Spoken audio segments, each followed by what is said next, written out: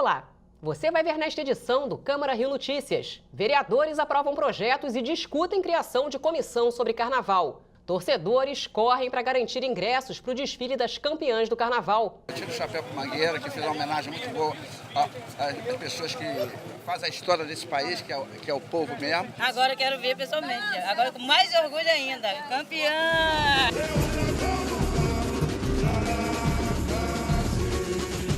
E no Dia Internacional da Mulher, você vai conhecer uma exposição só com obras de artistas mulheres. Não saia daí, a gente volta já.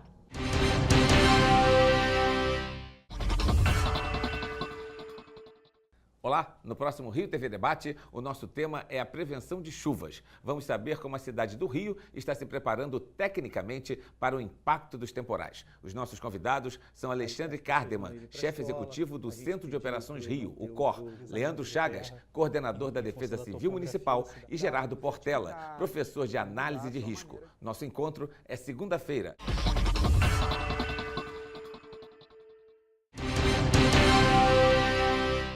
A gente começa esta edição falando sobre carnaval. A vitória da Mangueira repercutiu no plenário da Câmara Municipal do Rio. Teve também discussão de projetos. A repórter Simone Braga acompanhou. Na sessão plenária desta quinta-feira, após o carnaval, os parlamentares votaram vários projetos de lei e alguns vereadores também fizeram um balanço sobre o carnaval de 2019 e falaram sobre a criação de uma frente parlamentar para discutir assuntos referentes ao carnaval. Eu defendo aquela tese de que há necessidade de uma preparação cívica das pessoas para o carnaval. Eu sei que é muito difícil, que é uma manifestação espontânea, mas se a gente usar, através de mecanismos da mídia, das escolas, enfim, dos grupos de discussão, um trabalho educativo, preventivo, mostrando que isso é uma festa cultural, social, até mesmo turística e até ecológica, que é preciso preservar também o ambiente, nós vamos ter resultados melhores. A gente vai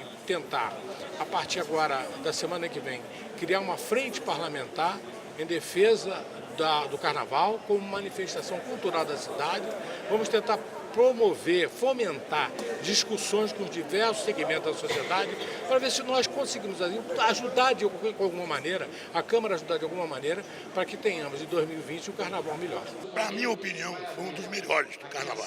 Inclusive, aproveitar para parabenizar a Mangueira, que com certeza para mim foi super bem julgado esse carnaval desse ano. Volto à tribuna para me remeter agora especificamente ao samba enredo e ao carnaval que a Mangueira mostrou na Sapucaí, na virada da noite, na madrugada de segunda para terça. Está lembrando da Luísa Maim, que uma escrava que participou de uma série de revoltas na Bahia do século XIX, no início do século XIX, provavelmente mãe do abolicionista Luiz Gama.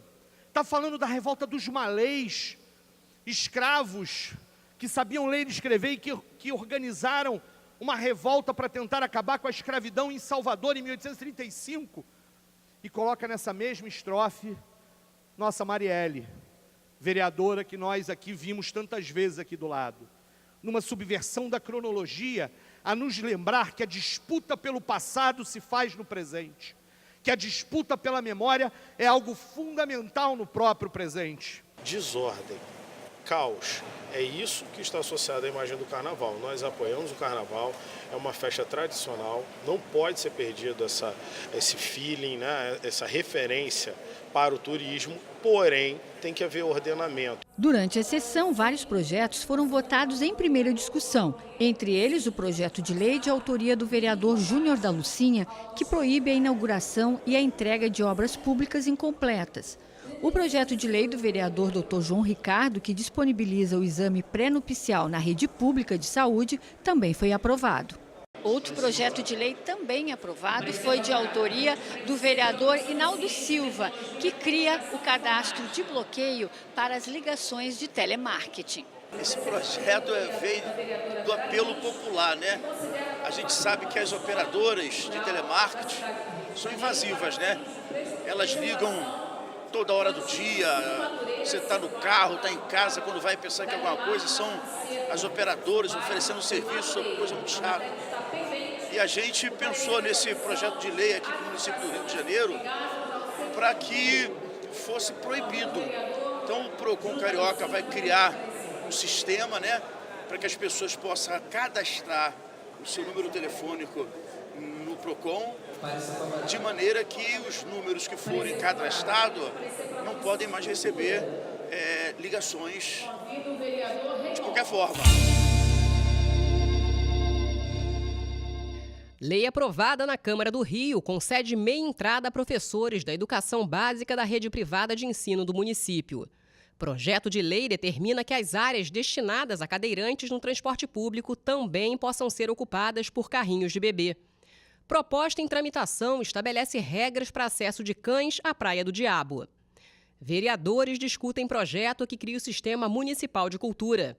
E no balanço legislativo, um resumo das atividades da Câmara do Rio na última semana. E a comunidade da Mangueira ainda comemora o título do Carnaval deste ano. A Verde Rosa brilhou na avenida com um enredo que homenageou heróis esquecidos. O repórter Sérgio Costa está com um convidado ilustre na região do centro, em um cenário que remete à boemia carioca. E aí, Sérgio, terminada a festa, é hora de balanço do Carnaval, não é? Pois é, Ingrid, fim de folia, um período perfeito para um balanço construtivo. Com a palavra, o jornalista Aidano André Mota, um especialista sobre o tema. Aidano, qual que é a mensagem depois desses desfiles todos? Eu acredito que a principal mensagem é o valor que esse enredo da Mangueira tem para fora das fronteiras do Carnaval, para o Brasil mesmo. Um dos problemas da nossa sociedade é que a gente não gosta da nossa história, de estudar a nossa própria história, que é onde estão as explicações para as nossas qualidades e para os nossos defeitos como sociedade. A gente foi o último país a abolir a escravidão, né? E a gente não tem até hoje um único museu da escravidão, quando era para ter 10, 20.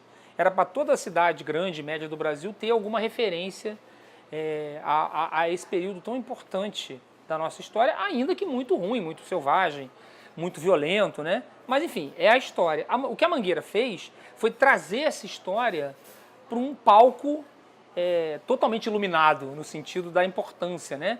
Um palco no qual o planeta inteiro presta atenção. Então, quando a Mangueira veio falando de Zumbi e Dandara, dos Palmares, de Luísa Maim, de Luiz Gama, né, da Revolta dos Malês, da Marielle Franco, isso é de uma importância educativa que é muito maior do que uma mera vitória carnavalesca. Aidano, esse enredo da Mangueira é um alerta necessário para esse momento histórico do país? Além disso, porque a gente teve, na última campanha eleitoral, a gente teve um debate muito desqualificador da história, né? Se tinha gente defendendo, especialmente nas redes sociais, que a ditadura militar, na verdade, não foi ditadura, né? Que tem uma ameaça comunista no Brasil, o comunismo nem existe mais e tem gente no Brasil achando que existe uma ameaça nesse sentido. Então o enredo da Mangueira vem para abordar essa história, para botar a verdade de volta no lugar. Essa criação do carnavalesco Leandro Vieira acabou provocando um desabafo aí com a vitória, né? Pois é o desabafo muito pertinente do Leandro, né? Que é o artista mais importante do Carnaval Carioca hoje. Ele veio, inclusive, muito precoce, né? Ele está apenas no 4º carnaval dele e já ganhou 2. Né? Ganhou em 2016 com homenagem a Maria Bethânia e ganhou agora. E o desabafo dele, que é uma resposta, né, a uma postagem do presidente Jair Bolsonaro, falando, uma postagem moralista, enfim, falando do Carnaval como se fosse uma festa de promiscuidade, uma festa de devassidão, e coisa que absolutamente não é verdade. Aidano, a gente observou aí o público apoiando a Mangueira, os jurados também felizes com esse desfile. A gente vai agora acompanhar a reportagem da Aline Bordalo, que acompanhou a venda de ingressos para o desfile das campeãs.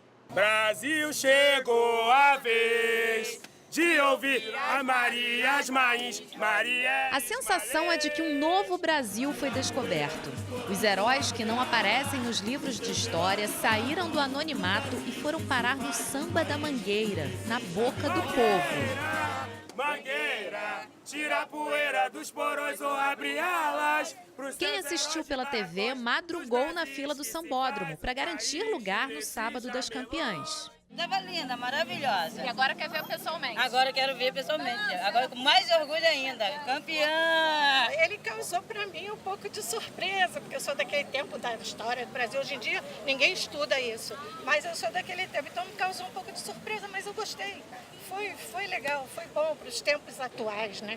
Nós estamos precisando disso. Mesmo quem torcia para outra escola admitiu que a Mangueira mereceu o 20º título. Eu tiro o chapéu para Mangueira, que fez uma homenagem muito boa às pessoas que fazem a história desse país, que é o povo mesmo. E eu acho que ela veio muito bem contando essa história. Cada ano nós temos uma surpresa, né?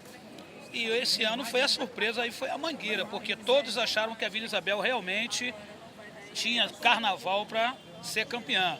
Agora, o samba, principalmente, foi um samba que não pegou muito na avenida, né? A Mangueira levou para Sapucaí a história que a história não conta. Índios das mais diversas tribos ganharam destaque como os legítimos descobridores do Brasil. Heroínas pouco conhecidas, como Luísa Maim, foram exaltadas. Na última ala, a viúva de Marielle Franco, Mônica Benício, representou o caso mais recente de uma liderança que foi calada. Perto de completar um ano do seu assassinato, Marielle ganhou voz numa das maiores manifestações culturais do país. A vereadora não foi apenas personagem de enredo. Marielle esteve presente em vários momentos do carnaval. Na Vila Isabel, a família da vereadora representou a emancipação da mulher negra. Em São Paulo, a Vai Vai levou para o Anhembi um mosaico com a foto de Marielle. A escola falou da luta do povo negro. Nos blocos de carnaval por todo o país, a vereadora também foi lembrada. Numa entrevista exclusiva à Rio TV Câmara, Leandro Vieira, carnavalesco da Mangueira, revelou qual o real significado de um desfile para ele. Na verdade, o desfile da escola de samba, ele pode, e na minha cabeça ele quase que obrigatoriamente, ele pode fornecer mais do que a mera diversão, né? Eu nunca entendi desfile de escola de samba como uma diversão gratuita, mas sim a diversão que é fruto do povo que mostra o seu pensamento, né? Do desfile que reflete questões culturais pertinentes, importantes, e que pode usar o desfile como um mecanismo de difusão de ideias, como um mecanismo de difusão de quebra de paradigmas, de libertação de preconceitos, né? A Mangueira cumpriu seu objetivo. Um dos carros trouxe vários livros com trechos de histórias reescritas. Uma delas pelo vereador Tarcísio Mota. Ele escreveu sobre Duque de Caxias, conhecido oficialmente como pacificador, mas na verdade responsável pela morte de milhares de negros e índios. Tarcísio publicou nas redes sociais a emoção de fazer parte deste desfile histórico. Ter desfilado na Mangueira foi fantástico, é uma emoção indescritível. Eu desfilei lá atrás, segurando aquela bandeira verde-rosa escrita Índios, Negros e Pobres, e na minha frente vinham aqueles bandeirões com os rostos de Carolina de Jesus, Marielle, Jamelão e Cartola.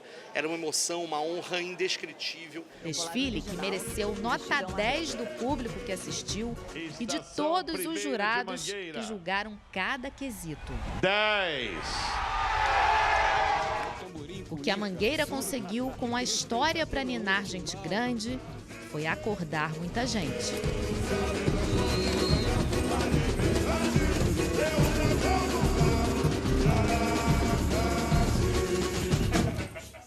Bom, depois da gente observar aí todo esse encanto com relação ao desfile da Mangueira, eu queria que você fizesse uma análise das escolas que voltam para o desfile das campeãs. Pois é, a vereadora, que foi a vice-campeã, ela é um trabalho de muita organização, é um exemplo de gestão carnavalesca, que fez a escola de Niterói, que é uma escola grande, é uma escola importante, que já foi campeã com o Joãozinho 30 em 97, e que estava há muito tempo na Série A. Teve uma subida rápida uns anos atrás, mas uma coisa totalmente sem estrutura, e agora a escola se estruturou, contratou o carnavalesco mais bem pago de todos, que é o Paulo Barros. Ele fez um ótimo trabalho e a escola mereceu chegar onde chegou, no segundo lugar. Na sua avaliação, esse vice-campeonato tem um sabor de conquista principal? Muito, com certeza, porque eu não lembro, posso até pesquisar e encontrar, mas sinceramente não lembro, na história recente do Carnaval, uma escola que tenha vindo do acesso e tenha conseguido uma colocação tão alta, vice-campeão do Carnaval. Aidano, e agora começa uma outra corrida contra o tempo, né? Na cidade do samba, aí, no caso. As escolas já estão se preparando para o desfile das campeãs. A gente vai agora acompanhar a reportagem de Renato Chapô. Ricardo faz os últimos ajustes na iluminação do carro da Fênix, o que fechou o desfile da Unidos do Viradouro.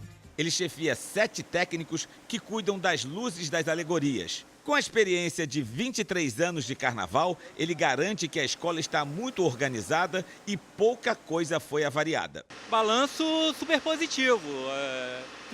Tivemos, a nosso ver, 3 projetores com pequenas avarias. O trabalho aqui no Barracão da Viradouro começou às 9 horas da manhã desta quinta-feira e praticamente já acabou. 95% das alegorias voltaram sem problemas aqui para a cidade do samba. Tudo isso por causa do trabalho de desmonte quase perfeito que começa lá no Sambódromo, no final do desfile da escola. Quem garante é o arquiteto Moncler Filho, assistente do carnavalesco Paulo Barros. Ele coordena uma equipe de 30 pessoas, nota 10 em harmonia e na evolução, na saída da Marquês de Sapucaí. O caminho já é determinado pela prefeitura, né? Normalmente os carros vão saindo e aguardam para retornar num comboio. Depois da passagem da última escola, todos os carros vão se juntando e voltam um comboio de todas as escolas juntos aqui para a cidade de samba. Um dos destaques da Viradouro, o carro dos livros, está pronto para o novo desfile. Ele carrega 54 pessoas do lado de dentro que movimentam os livros, além de 8 personagens de cada lado e 4 manipuladores que fazem os personagens se movimentarem. Com 3 décimos de diferença para a campeã Mangueira, a Viradouro volta ao Sambódromo neste sábado, orgulhosa pelo vice-campeonato. Isso é fruto de um trabalho que foi feito pela direção da escola, a presidência, que sempre nos deu uma infraestrutura correta para a gente conseguir levar o trabalho a termo. Então, assim, é um conjunto de fatores que faz com que esse resultado chegue assim tão próximo do campeonato. Na Portela, tudo já está praticamente pronto também. Apenas uma peça do segundo carro está sendo adaptada. A direção da escola diz que a prefeitura colocou uma estrutura mais baixa do que a passarela que existe na concentração. E isso dificultou a passagem da alegoria. Agora estão sendo colocadas 8 dobradiças para facilitar a entrada do carro no Sambódromo. Vou soltar isso aqui só amanhã mesmo, que hoje não vai dar mais não. Acaba em quanto tempo sai amanhã?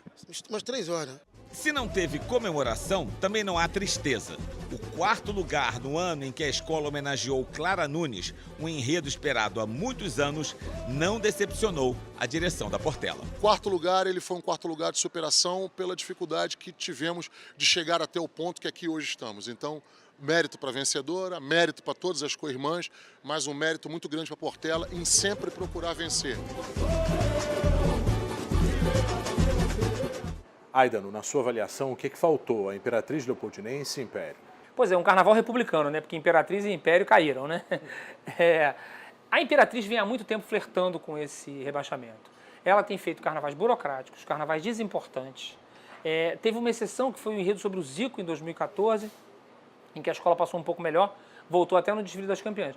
Mas no resto do tempo, são enredos mal feitos, enredos mal cuidados. Você vê, a escola está com problemas de gestão já há muito tempo. E o Império Serrano fez todas as escolhas erradas. Tem tudo a ver com aquela questão de identidade que a gente estava falando. O Império um dos orgulhos do Império Serrano é a qualidade dos seus sambas, dos sambas que os compositores do Império criam. Aí o que aconteceu? A escola escolheu uma música da MPB, que é o que é, do Gonzaguinha, como samba enredo. Uma coisa que até a Liga das Escolas de Samba devia proibir, fazer constar do regulamento que tem que desfilar com samba enredo. E cometeu outros erros de botar o casal de mestre e porta-bandeira em cima do carro. E aí ficou muito mais difícil de dançar. O pobre do casal tinha que subir num elevador para chegar lá em cima para dançar. Uma bobagem, a bandeira tem que estar perto do chão, uma questão de pertencimento, isso, de territorialidade. A Estácio de Sá sobe, mas tem o compromisso aí, o desafio de permanecer entre as grandes, né? Sem dúvida. Mas a Estácio me parece bem estruturada para isso. O desfile da Série A, ele também foi decidido entre a estrutura e a emoção no caso representada pela Cubango, mas com um desfecho contrário do grupo especial, onde a emoção da Mangueira venceu a estrutura da Viradouro. No caso da Série A foi ao contrário, né? A estrutura da Estácio venceu a emoção da Cubango. Aidano, muito obrigado pela sua entrevista. Voltamos com você, Ingrid. Obrigada, Sérgio. E você vai ver no próximo bloco uma homenagem às mulheres. Museu de Arte do Rio faz exposição só com obras de artistas mulheres. Em 2018, a Rio TV Câmara trouxe grandes novidades para tornar a sua experiência ainda mais dinâmica. Agora você tem mais 2 canais de comunicação com a gente. Além do Facebook e YouTube, também estamos no Instagram e no Twitter. Bastidores das matérias, programas, conteúdos exclusivos e muito mais. No estúdio ou nas ruas. Saiba em primeira mão o que acontece na Casa do Cidadão Carioca e em todo o município. Desde o cotidiano da cidade em um jornal diário. Passando pelo plenário da Câmara Municipal. Além de programas sobre o Legislativo e a cidade. E debates com vereadores e especialistas sobre os temas mais relevantes para os cariocas. Uma linguagem dinâmica e informativa. Que colocamos no ar todos os dias. Participe, mande críticas, sugestões e nos ajude a fazer uma programação cada vez melhor. Você também faz parte dessa história. Siga a Rio TV Câmara nas redes sociais. Os casos de feminicídio dispararam esse ano no Brasil. Só em janeiro foram mais de 100. E o Rio de Janeiro é o segundo estado em número de denúncias contra a mulher. Nesta sexta-feira, dia 8 de março, a violência contra a mulher é alvo de reflexão. Para falar sobre o assunto, eu recebo no estúdio a juíza Adriana Ramos de Melo, titular do 1º Juizado de Violência Doméstica e Familiar contra a Mulher e idealizadora do Projeto Violeta. Doutora Adriana, muito obrigada pela presença. E, para começar, eu gostaria perguntando ao que a senhora atribui esse aumento. Na verdade, os casos de feminicídio sempre aconteceram. O que atualmente a gente está verificando é uma visibilidade maior e também é uma característica específica, a crueldade desses crimes, né? A gente verifica que as mulheres estão sendo realmente agredidas em partes, por exemplo, do corpo, que tem a representação da mulher, por exemplo, como o rosto, né? A região das mamas, quer dizer, que são as partes do corpo que a mulher realmente tem aquilo ali para preservar, onde tem o estigma da mulher, né? A representação, a sua condição feminina. Então a gente observa que as mulheres realmente estão sendo alvo aí de crimes cada vez mais cruéis. E a gente atribui a isso, obviamente, a questão do machismo, do patriarcado. A gente verificou nos primeiros 20 dias de janeiro mais de 100 casos de feminicídio só no nosso país. Quer dizer, é um tema que realmente é bastante grave e a gente tem que fazer uma mudança nesse paradigma. Agora, você acabou de associar esse tipo de crime ao machismo. Existem outros fatores, doutora Adriana? Existem, né? A gente tem aí a questão da dominação, do controle, né? O sentimento, claro que tem a ver também com o machismo, né? O sentimento de posse, de propriedade. Eu acho que está faltando realmente um diálogo grande com a sociedade e eu acredito que precisamos fazer uma ruptura na questão da violência contra a mulher e eu acredito muito na educação.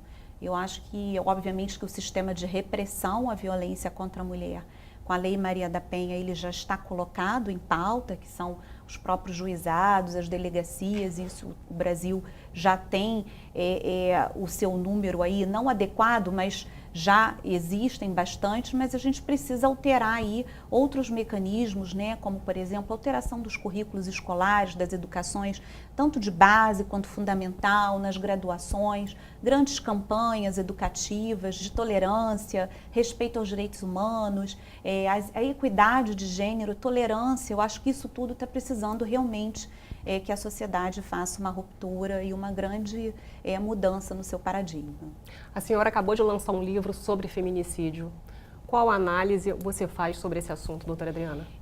O livro, ele é fruto, né, da minha tese de doutorado, que é sobre o tema feminicídio, é uma análise sociológico-jurídica desse termo, né, por que feminicídio, por que ele existe, qual a importância dele para a nossa sociedade, quais os países da América Latina que também sofrem com alto índice de violência, por que países, grande parte da América do Sul e América Latina ocupam aí os índices altos de violência contra a mulher e da morte, que é a violência mais extrema que a mulher pode sofrer, né? A senhora também, como falei há pouco, é idealizadora do Projeto Violeta. Fala um pouquinho pra gente sobre como é que funciona, explica pra gente. Então, o Projeto Violeta, ele é um projeto que existe dentro da Justiça do Estado do Rio de Janeiro. É um projeto que prevê uma celeridade ao atendimento, principalmente das medidas protetivas de urgência, para as mulheres que estão em situação de risco de sofrer uma violência maior ou até mesmo o feminicídio. Conta com psicólogas, assistentes sociais. Esse projeto tem a parceria tanto da Defensoria Pública quanto do Ministério Público e da Polícia Civil. Ele é um protocolo que ele é acionado de uma forma imediata quando a mulher está em situação de risco. E até o momento, entre a mulher registrar essa ocorrência numa delegacia de polícia até a justiça decidir, não pode tardar mais do que 4 horas, né? Entre todo o atendimento. Por quê?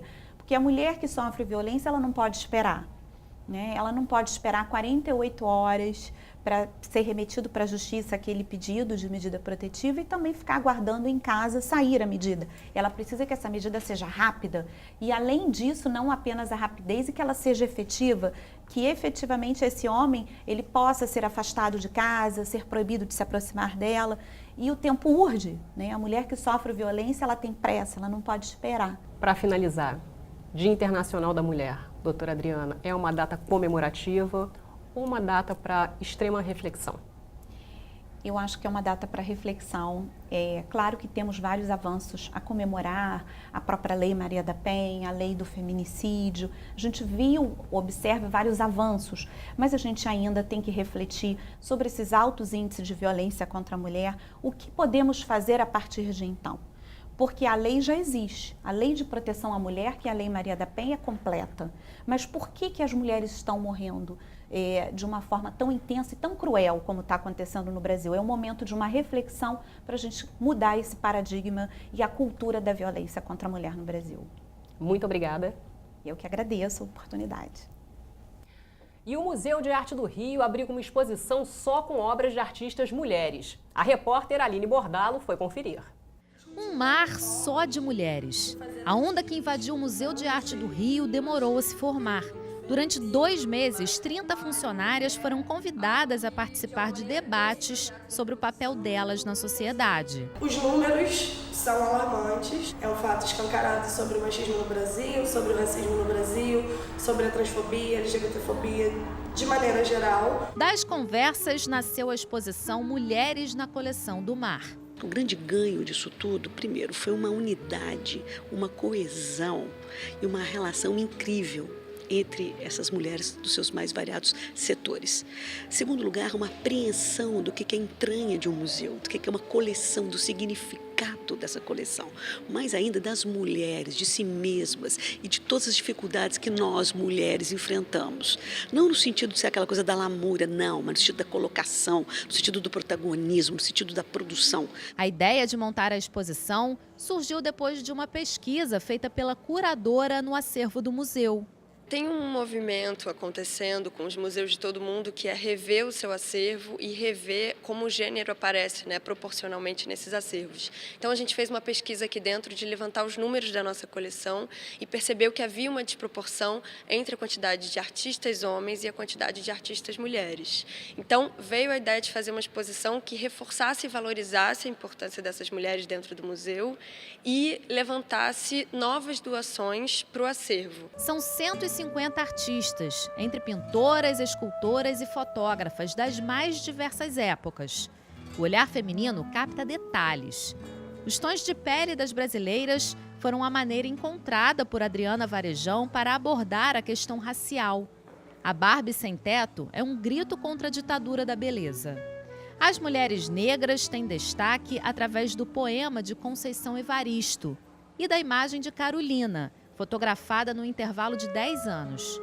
Outro tema abordado nas discussões foi o feminicídio. Para retratar esse crime bárbaro, mas muito comum, foram escolhidas estas 4 fotos de lugares distintos do Rio de Janeiro. Em cada um deles, uma mulher foi assassinada. A gravura ao lado quer mostrar que o inimigo, na maioria das vezes, está muito próximo. A violência também pode ser silenciosa, como na coleção de facas do pai de Lise Lobato, uma lembrança de infância da artista. A húngara Judith Munk ganhou um espaço que nunca teve. Ela foi a primeira fotojornalista mulher do Rio, mas jamais recebeu o devido reconhecimento. são elementos do cotidiano da mulher e da mulher brasileira muito, né? Embora eu acho que seja da mulher de maneira geral, né? E que a gente vê, nós temos terrenos e terrenos a serem conquistados ainda, nada nos foi dado.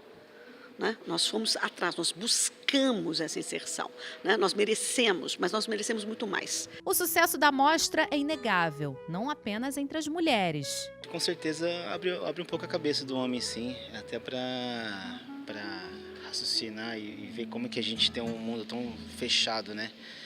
E esse mundo que está aqui assim é um lance para abrir a cabeça mesmo e, sei lá, expandir, né? Ter um pouco mais de respeito, ter admiração, é sem dúvida muito lindo mesmo. E a gente fica por aqui. Obrigada pela companhia. Amanhã a gente se vê.